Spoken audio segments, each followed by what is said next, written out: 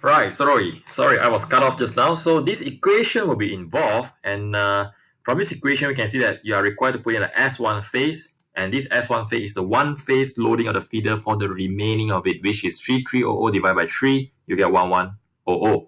And this VLN is the voltage of the feeder, which is the line to neutral voltage. It's not line to line, so you have to convert the line to line voltage to line to neutral. I believe you know how to do that. And the R setting and the X setting are the values that we have calculated previously, the R and X setting of the VRR. Cos theta and sin theta, these are the power factor of the conditions that we are considering, which is 0.85 for cos theta. And VB is the base value voltage, and CT is the current transformer ratio. So these are the setting that we have on the regulator, and VRP is the voltage of the regulating point that we desired. So let's say is that we desire a VRP of 1.0138, and then you plus this value, then with this equation we know what is the output of the regulator that it needs, which is 1.0666, in order for the voltage drop to drop until 1.0138. So this equation tells us what is the output of the voltage regulator, so that we can get the desired voltage point at the regulating point. So this is the advantage of the voltage regulator, is that before this, when we are not doing any active regulations, the regulator at most, okay, will only increase the output of the voltage from 1.01 to 1.034, which is back to the original voltage before the voltage drop.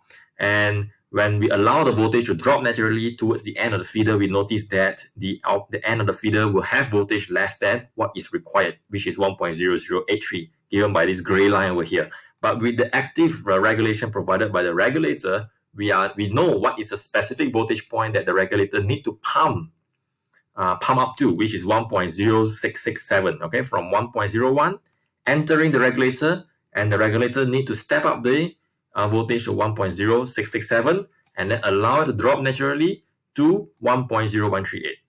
And this 1.0138, of course, is the setting of the desired voltage at the regulating point. And of course, you will set the desired voltage at the regulating point to be higher than the requirement, which is 1.0083. And obviously, this satisfied the condition that we need. So with this, right, we have finished the analysis of the voltage regulation. So if you can see, right, the concept is based on the same thing, which is K multiply L multiply S. And the L, depending on whether you are lump load, you multiply L. If it's uniform load, then you multiply L over 2. And this voltage regulation involves the setting of the regulators, and also the considerations of the length of the feeder, the locations of the regulating of the regulator, and also whether you are doing the regulations at where, at which part of the feeder, right?